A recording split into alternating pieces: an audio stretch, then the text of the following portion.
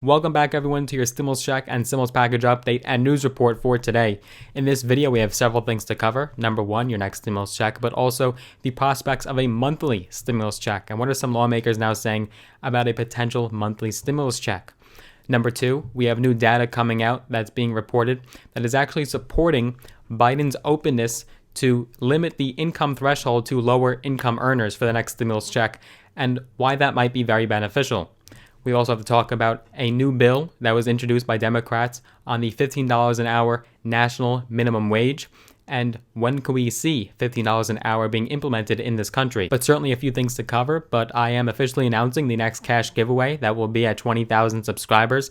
We just did our first cash giveaway at 10,000 subscribers, and our next one will be when we hit 20K, there will be another cash giveaway. So to look out for that. If you haven't enjoyed my content, you haven't enjoyed my videos, give it a big thumbs up, smash that like button.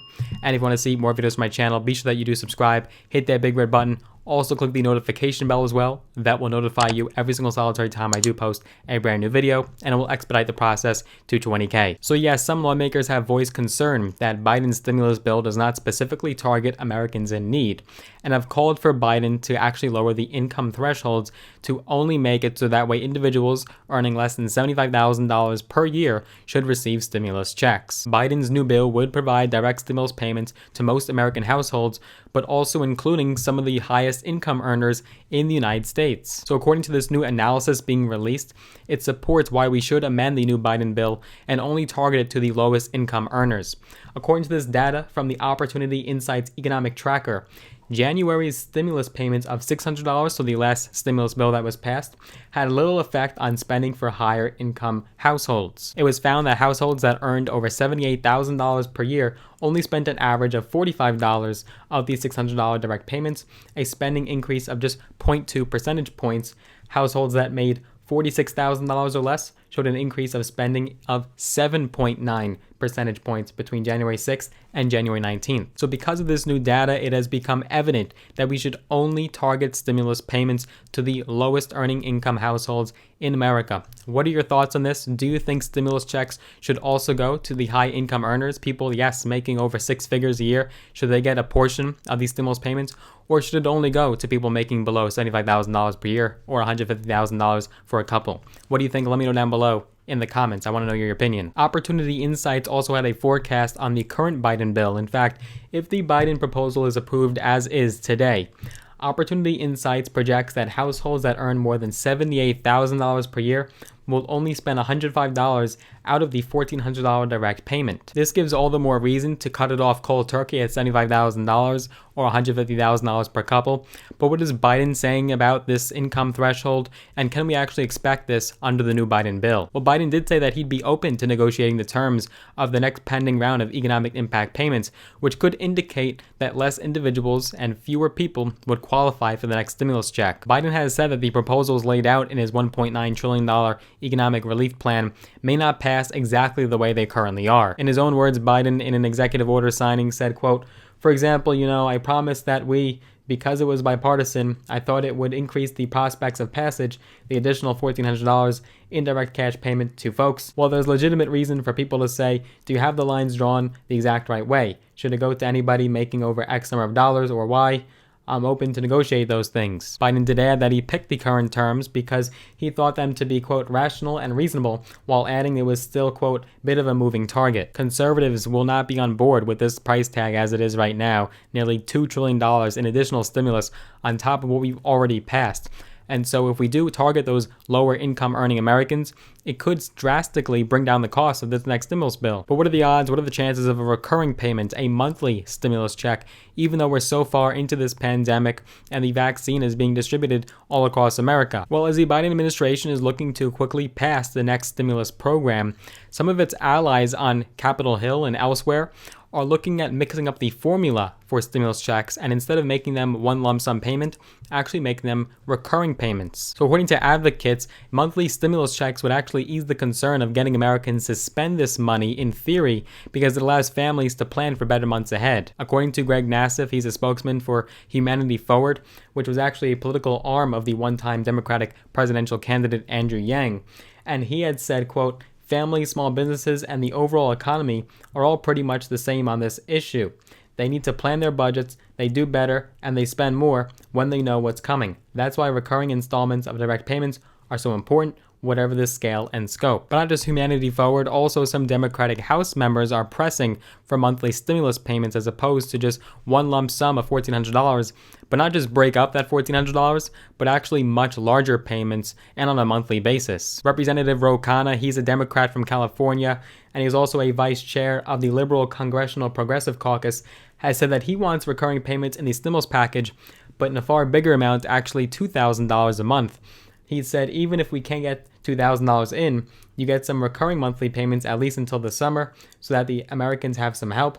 Obviously, I'm going to want to support what's going to get relief to people, but I think that would be good to have. In addition to Ro Khanna, also Representative Tim Ryan, a Democrat from Ohio, has also advocated for these monthly stimulus checks. He had recently said last month, quote, "In the next relief package, I will be continuing to fight to include my legislation that provides a $2,000 recurring payment to every American until employment returns to pre-COVID-19 levels." It's not surprising that all lawmakers would not be in favor of this, especially on the Republican side. In fact, Douglas Holtz-Eakin, he's a former head of the Congressional Budget Office and president of the American Action Forum think tank. He's a very prominent conservative economist.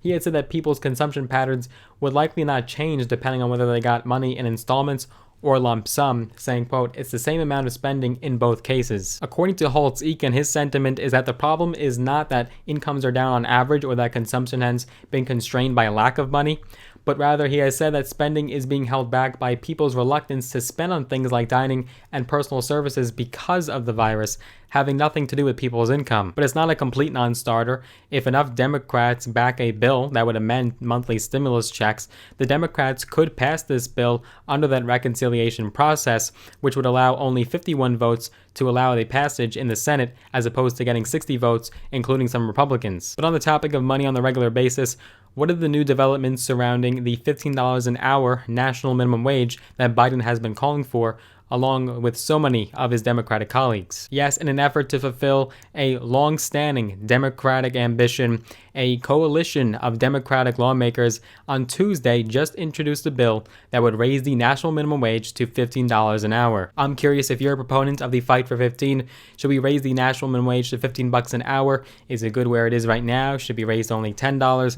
What do you think? Let me know down below in the comments. So this measure is also included in Biden's $1.9 trillion relief package, but this specific legislation would call for gradually increasing the hourly minimum wage in increments until it hits $15 an hour, eventually in 2025. After that, this bill is calling for it to be indexed to median wage growth, a move meant to guarantee wages keep up with inflation without needing new legislation. The national minimum wage currently stands at $7.25, $7.25 an hour, and has not been increased since 2009, also when there happened to be Biden in the White House and also an economic disaster. Back in 2013, in his State of the Union address, then President Barack Obama had pressed to bump up the hourly rate in stages to $9 an hour over 2 years, and state and local governments around the country have done just that, but it is time for an increase. Now, with Biden in the White House and narrow majorities in the House and the Senate, Democrats are renewing their push. Senator Bernie Sanders had said, quote, "If we cannot get enough Republicans to vote for this legislation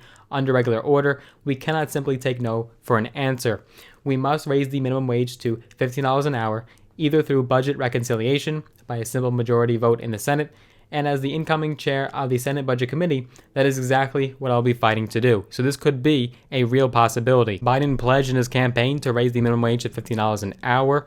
Pelosi and Schumer have praised the renewed push, and this could really come to fruition under the Biden administration. Now, in addition to $15 an hour, this legislation would also call for gradually phasing out the sub-minimum wage for tipped workers, youth employees, and workers with disabilities. So regardless of whether or not $15 an hour does make it into Biden's proposal, the fact is, with Biden in the White House, it will be a much speedier path to your third stimulus check. More updates and developments are to come as the bill will be introduced in the House very soon.